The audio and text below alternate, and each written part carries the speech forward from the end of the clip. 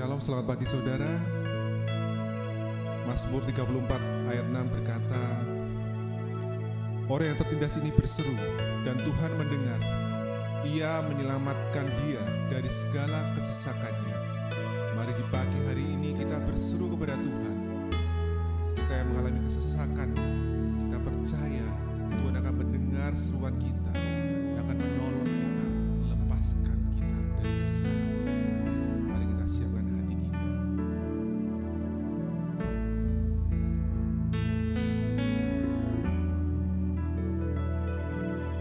Besar mulia kasih-Mu, Kau korbankan hidup-Mu, curahkan darah-Mu sebagai ganti dosaku. Kau berikan harapan di dalam kesesakan. Agunglah perbuatan-Mu, Yesus Tuhan penebusku. Karena kasih-Mu yang selamatkanku, menyucikan dan menebus hidupku. Ku naikkan syukur buat pengorbanan-Mu, maha mulia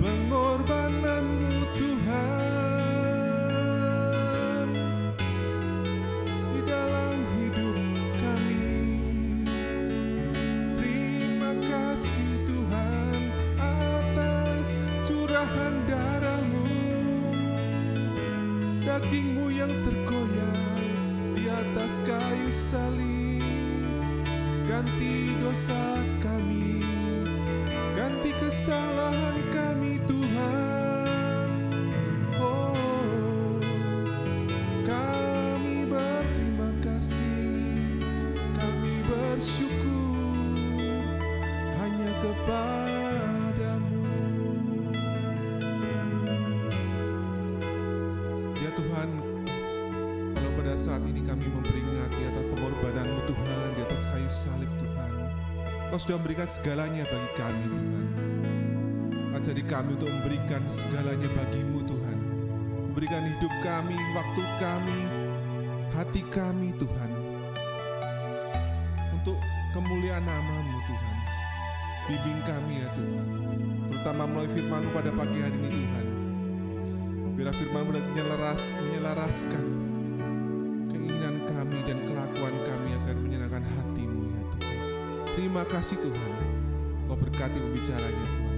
Terima kasih Tuhan, ya dalam nama Tuhan Yesus kami sudah berdoa. Haleluya, amin. Shalom Bapak Ibu Saudara yang terkasih di dalam nama Tuhan Yesus. Bagaimana kabar kita? Luar biasakah hari-hari kita yang kita jalani dalam kehidupan kita? Saya percaya kita menerima banyak mujizat, menerima banyak berkat dalam kehidupan kita. Gereja masih memiliki tema yang sama, yaitu jagalah hatimu Bapak Saudara. Berkat yang luar biasa adalah menjaga hati kita tetap memuji dan memuliakan nama Tuhan. Hati yang tetap bersyukur di dalam menghadapi badai kehidupan hari-hari ini. Mungkin kita menghadapi tantangan-tantangan hidup yang terkadang kita merasa tidak mampu. Terkadang kok berat sekali ya dalam pikiran kita.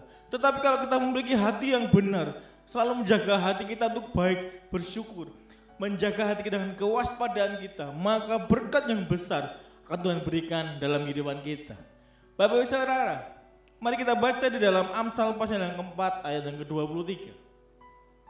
Amsal pasal yang keempat ayat yang ke-23, firman Tuhan berkata seperti ini. Jagalah hatimu dengan segala kewaspadaan, karena dari situlah terpancar kehidupan. Sekali lagi Bapak Saudara, jagalah hatimu dengan segala kewaspadaan, karena dari situlah terpancar kehidupan. Kehidupan kita ini terpancar dari hati kita. Hati kita yang penuh sukacita, hati kita yang damai, akan memancarkan kehidupan kita, akan memancarkan tingkah laku kita, perbuatan kita, sesuai dengan hati kita Bapak Saudara. Satu tokoh yang luar biasa menjadi contoh adalah ketika seorang Hana, bagaimana dia merindukan seorang anak, bagaimana dia menginginkan seorang anak supaya dia menjadi wanita yang sempurna. Bagaimana Hana diejek oleh Nabi Eli, bagaimana dia mabuk, dikatakan wanita mabuk, bahkan wanita yang tidak benar Bapak Saudara. Tetapi kalau kita melihat ketulusan hati Hana, dia benar-benar tidak mengindahkan apa yang dikatakan Nabi Eli. Dia lebih fokus hatinya kepada Tuhan, dia lebih fokus hatinya berbicara kepada Tuhan. Jadi untuk kita bisa menerima waspada di dalam hati kita, yang pertama adalah kita mau rela mengampuni setiap orang yang menilai kita tidak baik. Kita memiliki hati yang rela mengampuni, rela yang melepaskan hal-hal yang tidak baik dalam hati kita.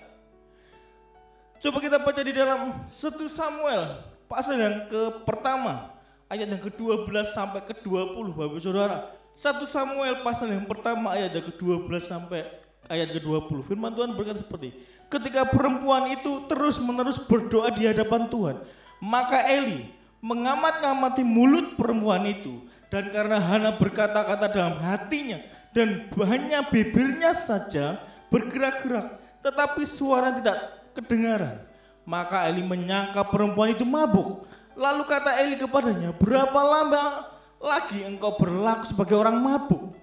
Lepaskanlah dirimu daripada mabukmu. Tetapi Hana menjawab Bapak Saudara, bukan Tuanku, aku seorang perempuan yang sangat bersusah hati. Anggur atau minuman yang memabukkan tidak kuminum, melainkan aku mencurahkan isi hatiku ini di hadapan Tuhan. Janganlah anggap hambamu ini seorang perempuan dursila, sebab karena besarnya cemas dan sakit hati aku berbicara demikian lama. Jawab Eli, pergilah dengan selamat dan Allah Israel akan memberikan kepadamu apa yang kau minta daripadanya. Sesudah itu berkatalah perempuan itu, biarlah hambamu ini mendapat belas kasihan daripadamu. Lalu keluarlah perempuan itu, ia mau makan dan mukanya tidak muram lagi. Keesokan harinya bangunlah mereka pagi-pagi, lalu sujud menyembah di hadapan Tuhan. Kemudian pulanglah mereka ke rumahnya di Rama. Ketika Elkana bersetubuh dengan Hana, istrinya, Tuhan ingat kepadanya. Maka setahun kemudian mengandunglah Hana dan melahirkan seorang anak laki-laki. Ia menamai anak itu Samuel, sebab katanya, aku telah meminta daripada Tuhan. Bapak Ibu Saudara, bagaimana hati Hana, seorang perempuan yang dihina, dikatakan tukang mabuk, dikatakan wanita dursila, tetapi Hana mengatakan, aku tidak sedang mabuk, tetapi aku memiliki pergumulan yang luar biasa. Aku menginginkan seorang anak. Bagaimana dengan kehidupan kita? Ketika kita benar-benar cinta sama Tuhan, kita bahkan sering pergi. Terkadang kita sering ke gereja sampai larut malam. Terkadang orang tetangga kanan kiri berkata, wah ini tidak benar ini, pulang pagi, berangkat pagi, pulang pagi, kayak lagunya Armada, Bapak Saudara. Tetapi di sini Hana memiliki hati yang luar biasa. Dia berani mengampuni apa yang dikatakan Eli. Dia tidak mengambil pusing perkataan-perkataan yang tidak membangun Nabi Eli. Tetapi dia lebih percaya kepada Tuhan.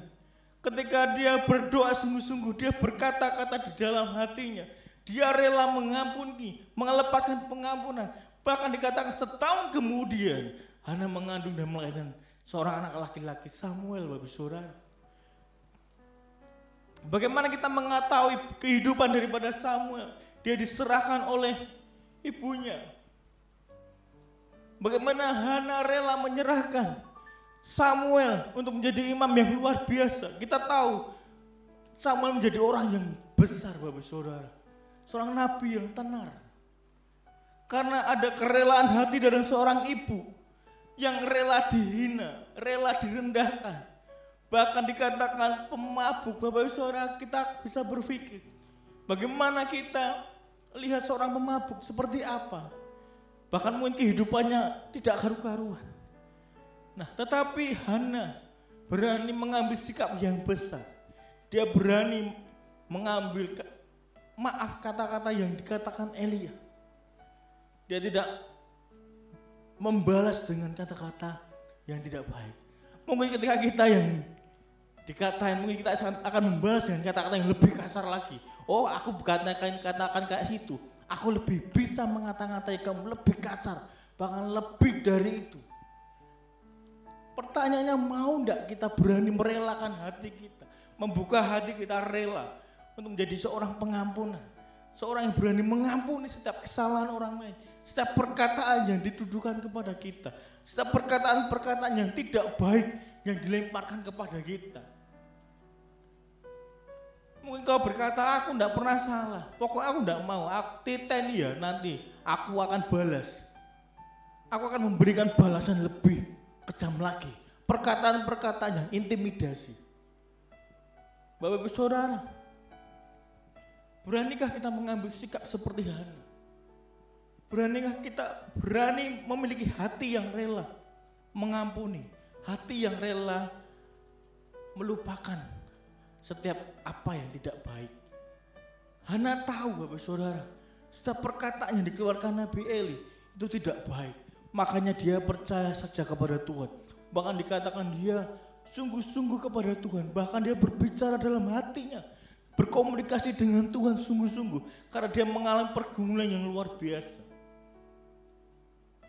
Bagaimana cara Hana luar biasa. Dia mengetuk hati Tuhan. Dia menyentuh hati Tuhan. Sehingga Tuhan mengingat apa yang didoakan Hana. Apa yang diinginkan Hana. Sehingga di tahun itu ketika dia bersetubuh dengan suaminya Elkana, Hana mengandung, Bapak Saudara. Tuhan tidak meninggalkan. Ternyata ketika kita memiliki hati yang rela, itu Tuhan melihat. Mungkin 1-2 tahun kita akan berkata, tidak ada pertolongan Mana ada Tuhan. Tetapi ingat Bapak Saudara, kau berani menaikkan ucapan syukur, kau berdoa dengan sungguh-sungguh. Nah ketika suatu saat ingat Tuhan, ingat, oh iya, aku harus menjawab pergumulan anak-anakku ini. Karena ketulusan hatinya, karena kerelaan hatinya. Sekalipun difitnah, sekalipun dibenci, dihujat, tetapi dia tetap bersungguh-sungguh kepada aku. Nah Bapak Saudara, bila pagi hari ini kita bersama belajar tentang bagaimana kita menjaga hati kita, waspada terhadap hati kita. Kita sungguh-sungguh menjaga hati ini supaya kita rela membuang hal-hal yang busuk, membuang hal-hal yang tidak baik dalam hati kita, dan kita memberikan hati kita rela mengampuni setiap dosa dan kesalahan orang yang terhadap kehidupan kita. Maka Bapak Saudara, apa yang kita pergumulkan, apa yang kita doakan, suatu ketika Tuhan ingat akan apa yang kita pergumulan dan kita menjawab, dan Tuhan memberikan jawaban yang terbaik, memberikan jawaban setiap pergumulan kita. Amin Bapak Saudara. Bila kiranya firman Tuhan pagi hari menjadi satu rema dalam kehidupan kita, menjadikan kita, iman kita bertumbuh, kita membuka hati kita untuk menjadi orang-orang yang rela mengampuni setiap kesalahan orang lain, dan setiap orang lain mencoba menghakimi kita, kita mampu melepaskan pengampunan. Selamat pagi Bapak Saudara, kiranya firman Tuhan berkati kita semuanya. Selamat pagi, Tuhan Yesus memberkati.